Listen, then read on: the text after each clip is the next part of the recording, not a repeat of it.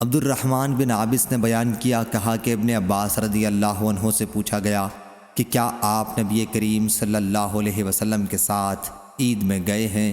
کہا کہ ہاں، میں اس وقت کم سن تھا۔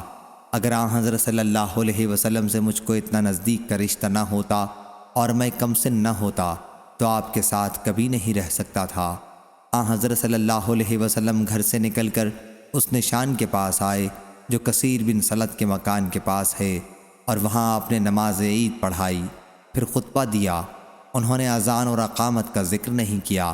پھر آپ نے صدقہ دینے کا حکم دیا تو عورتیں اپنے کانوں اور گردنوں کی طرف ہاتھ بڑھانے لگیں زیوروں کا صدقہ دینے کے لیے۔ اس کے بعد آن حضرت صلی اللہ علیہ وسلم نے بلال رضی اللہ عنہ کو حکم فرمایا، وہ آئے اور صدقے میں ملی ہوئی چیزوں کو لے کر آن حضرت صلی اللہ علیہ وسلم کے پاس واپس گئے۔ صحیح بخاری حدیث نمبر 7325۔